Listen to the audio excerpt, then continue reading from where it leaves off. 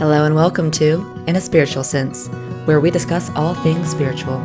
From growing your intuition, speaking with spirit guides, diving into past lives, the paranormal, and more, join me, Stacey Piagno, where we work to bridge the gap between science and spirit.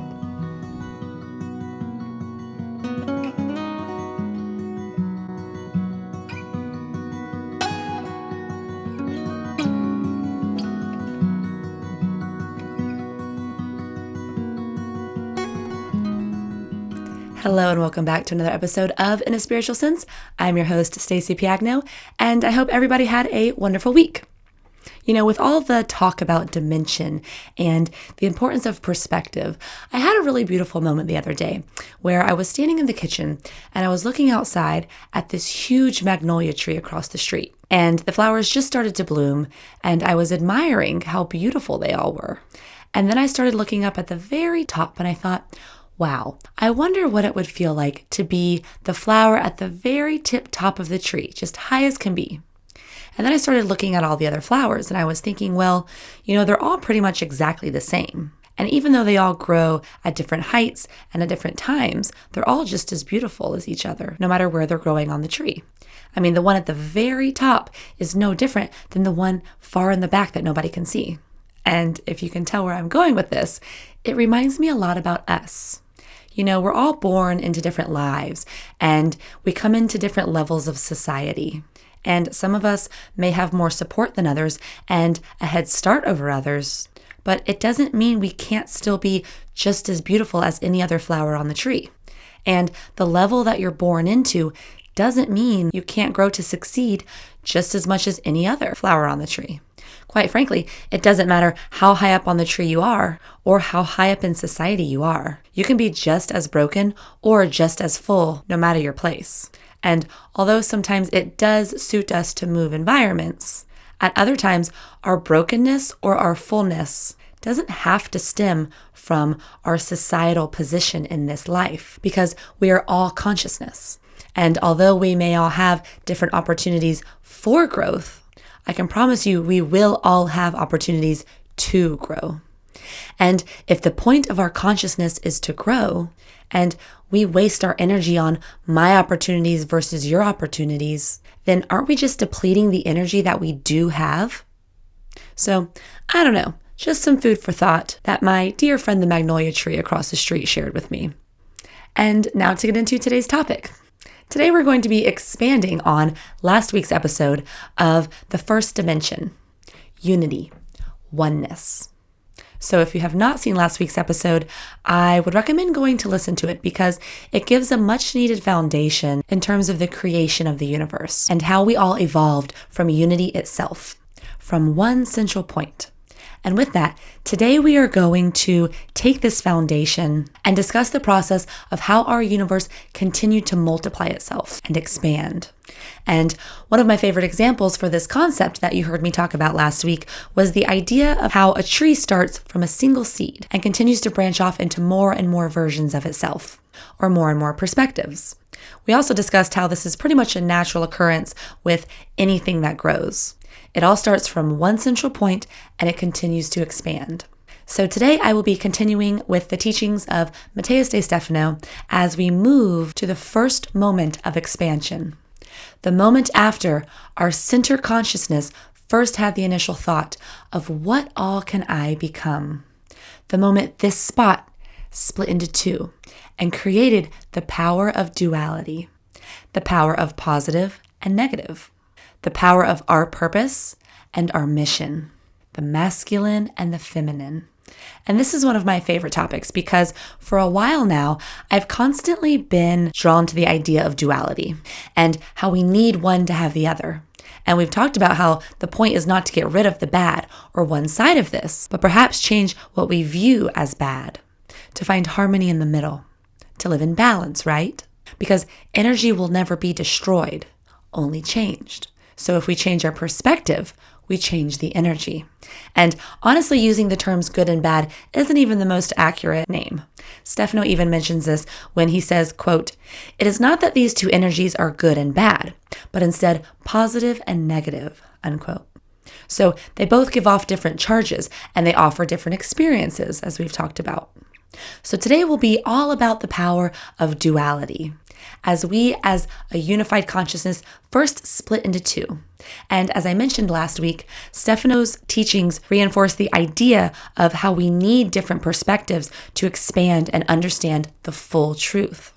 And so when consciousness first split into positive negative, Stefano explains how it allowed consciousness to begin forming different viewpoints of itself. However, in the beginning, one might think this was the most terrible thing because it's easy to feel trapped in the push and pull of the positive and negative, having only one or the other, which I think we can all relate to, because having ups can be very exciting, but sometimes it can get tough when you're pulled into the downs and you feel yourself longing for those ups, which can create more downs. And the push and pull of these two energies in our lives can at times be exhausting, almost like a roller coaster ride, if we let it. But if we can bring it back down to the nature of the creation of duality, we may then realize that without it, nothing could possibly exist. Stefano gives a beautiful example when he mentions, quote, "When you think about unity, it would be the most central spot that allows you to see everything in the universe, but you cannot experience anything because you can only see it." And he says he used to talk about unity as if it were a librarian who had read every book in the library but had never experienced anything that was written. And because of this, there was a moment when that librarian stood in front of the mirror and said, "What if I create another reality where I could live every possibility of what I was reading in those books?" So there comes duality. So I want you to think of it as if there is a projection coming from the self and splitting apart into two. And what happens is it now allows you to see yourself from a different viewpoint and a new perspective. Again, you being the consciousness. So you can now view yourself from another angle. And so when consciousness first split into two forces became produced. One being our purpose and one being our mission. The purpose is the positive energy in the universe. It charges and produces. And the mission is the negative. It absorbs and intakes. And if you can imagine, these two energies are constantly moving around each other, spinning and spinning, trying to see different perspectives of themselves. Stefano says it's like a dance, where the self tries to see itself from every possibility, tries to see every different aspect of itself in a different way. So they have to move. And when one moves this way, the other has to move that way. So as a result, they are always opposite, always trying to see the back of one another. And from here, he says, they continue to split and split into more levels and waves. And so everything in the universe since that first split is a creation of positive and negative spirals. And this is so cool. Okay, I'm going to do an experiment for you. Now, I am going to get out a flashlight, and you're going to have to use your imagination a little bit because I only have two hands. But I want you to think of the flashlight as our positive, so our purpose. And as we step into the light, which is our natural inclination because our goal is to step closer to our purpose, what happens is the shadow from behind will become larger and the darkness will begin to surround you. And so we get unbalanced. And similar, if I move farther away from the light, the shadow, which is our mission, will become non-existent. And so with the light and dark just being projections, the only way that we will be able to see both is to be in the middle. Because if we go too much to the light or too much to the dark, the opposite will just over-embrace us and we will become lost in that perspective. And the universe will then hit us from behind, just as the shadow hit us from behind when we started to walk into the light. And I thought this was a really healing outlook when Stefano says, quote, "When we are dealing with the negative or the bad forces in the universe, they are just our own shadows trying to remind us and show us that we are out of our way. So when everything is going bad and the forces of the universe are telling you this is not your way, and suddenly everything goes down, it's not because there was a bad force in the universe. It's because you were so far away from yourself, which was that center point, that the energy called the mission is trying to pull you back so you can find your center again." He says the only reality is unity, and you cannot just go towards one perspective because they are not true. They are just one projection of yourself from another dimension. So positive and negative are the two energies that pull out from the core of unity. So we can have this movement and this dance, which create a spiral of light and dark and a network of energy that we call vibrations and frequencies. And so with the creation of duality comes the law that everything is constantly moving and evolving.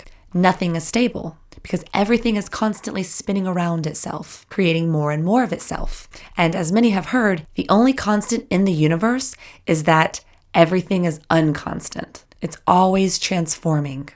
That's why when we bring it down to the individual self and we talk about being stuck in complacency or stuck in one perspective, we get ourselves into trouble. It causes unhappiness or the feeling of a loss of control. We get stagnant in a universe that is fluid, and it becomes difficult for us to produce that lifestyle we want because we're going against the movement of our environment. And if you back up and think about it, it's disheartening to see that for so many generations, we have praised ourselves on being stable, right? I mean, we feel good when we have stability in our lives. And when we have one job and one house and one partner and everything is forever and nothing should ever change, this is good. And we are really doing a disservice to ourselves by reteaching this idea of stagnation. And I think it comes from us wanting to have control over our lives. That's one side of us that comes out at times. But if we keep pressing too much, leaning farther and farther onto one side of things, we actually have less and less control. The way to gain control is to release control and move into fluidity, not attached to anything but the idea of life itself. Stefano mentions, due to these cultural teachings of stagnancy, when we become too complacent, that's when we often start to see life push us out of our comfort zone. And it is simply because this is the natural rhythm of life. Everything is fluid, and everything is set up for our expansion. And when life pushes us out of stagnation, a lot of us may view this as a crisis, but in reality, it's just life's force pushing us back to center. I mean, think of any example that you deem to be a crisis, other than maybe somebody getting physically hurt. Relationships don't work out, environments change, we get sickness in the body. They all stem from us not living in our most central point. We have what we call a crisis when we become unbalanced, or when we're not tending to our needs. We get too far in one lane, so we become unstable. But we have to remember that these crises, or this tipping of the scale, is good for the universe because we need them to spill over so that we can rebalance ourselves. And this can be a crisis in ourselves, in the world, or in our universe. They push us towards evolution. So this is a deeper explanation of why we need both light and dark. We need the positive, which is our purpose, our goal, the focus ahead. And we need the negative, which is the mission, like the shadow that comes from behind us, pushing us towards our goal. And we need the receptiveness to learn how to live in harmony with both. And with the positive being our purpose, it not only represents the purpose, but the masculine within us, the projection we create of life. And the negative being our mission also represents the reflection of femininity within life. And this masculine and feminine pushes and spins and gives us fullness if we can stay centered. And for me, this brings up the misunderstanding that a lot of us have with masculine and feminine, just as we have misconceptions of light and dark. When people talk about masculine representing the man and feminine representing the woman, you can see how that doesn't really apply.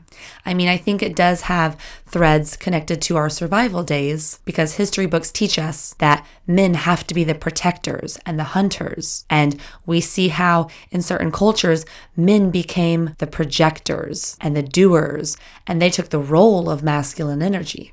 Women, on the other hand, are nurturers because they carry children in their wombs, thus providing the space needed for growth. And so they took the role of the receptiveness of the negative energy, the feminine. And once you really dive into the meaning of masculine and feminine, to call someone just one or the other shows misunderstanding because men and women are both of these energies, and we need both of these energies. I know in religion, for example, we hear about the creation of time with Adam and Eve, which is pretty much a personification of what this episode is about. The masculine and the feminine, the positive and the negative.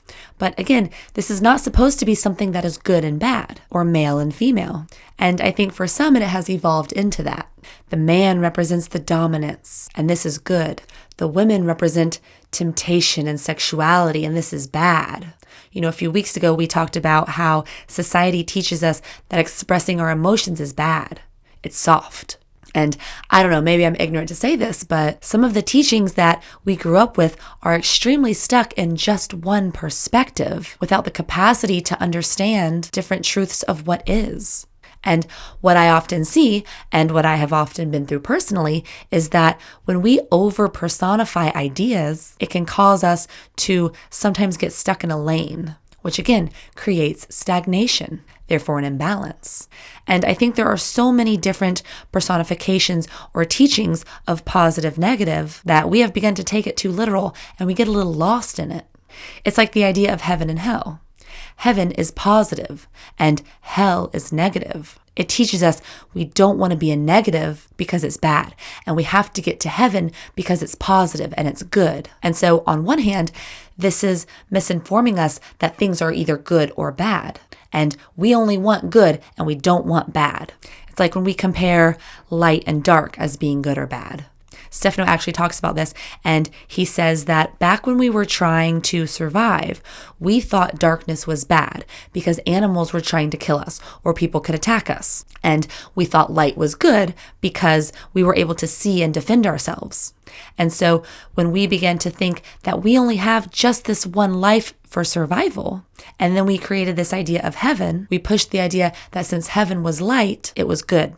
So hell must have darkness and it must be bad. And so he says, this teaching became something that was just biological because it was based from our survival. It's not something that's spiritual. And so what happens, he says, is at the time of humanity, we were all connected with this understanding that duality was needed for creation. And we split into men who were trying to achieve the purpose of the light, which was the knowledge, and then women who were in the caves by the dark of night, working with the ceremonies of the moon, which was wisdom. So what started as a reach for knowledge and wisdom soon changed into a misunderstanding. And so what happened was, as we began to see light as good, it evolved into men being good. And that meant dark was bad. And if dark was bad, anything that happened at night, including the women and their ceremonies, must have been bad. And so we start to split humanity into good and bad. And we became disconnected from the universe and more connected with the feeling of surviving in this only life. So if we can understand this, it will help us come back to a more centered truth. Because the role of duality should not be good or bad. The role is just to create different experiences. And so from this split, our universe started to expand. And these two energies of positive and negative began to dance and move. And we began to see vibrations. We saw low vibrations and we saw high vibrations. And they began to weave the body of waves that we now call the network of time, which, as Stefano refers to, is one of the two perspectives of the second dimension. Time takes on the negative energy, and then the positive will begin to create what we call space. And so time and space are the two energies that will create the foundation to hold all of us in this reality. It will be the body that holds every possible projection of creation and experience. And so from there, the creation of time and space and positive and negative caused an echo that formed from the bouncing of push and pull. And this echo created sound. And with the positive and negative splitting, there became a third point in the center that was neutral. And so here we start to see the creation of the third dimension, which now held 3 points of the Holy Trinity. And with the creation of 3 points, we have the creation of form itself. Think about the most simplistic shape you can make. It's a triangle, because you need at least 3 points to make a form. And so from here, a new reality of matter was created. And this matter would soon be the sacred geometry of our entire universe, which had the purpose of helping our consciousness with a plan. And so from here, the cosmic plan was formed, and our beings were were created, because matter had not yet been created until this time of Trinity. And with the creation of form and matter, it allowed us to evolve into beings. And we were now able to live out experiences. And so this holy trinity of energy, vibration, and matter soon led us to where we are today, with the network that surrounds us and fills us. And so it continues to get more intricate, and there's more meaning and there's more layers, but this is as far as we're going to go today. And so this is how we came from unity to duality to matter. And as we continue to evolve, I think understanding this process will allow us to get back to an understanding of how neutrality allows us to see the truth that all sides are valid. So this was a quick one, but duality is one of my favorite topics, and I really hope you guys enjoyed it. If you did, please use it to inspire those around you, and I will see you next time on In a Spiritual Sense. For those looking to connect further, please feel free to send emails to info@inaspiritualsense.com or hit me up on Instagram at spiagno, that is SPIAGNO, where you can find weekly inspiration and updates. I look forward to connecting with you.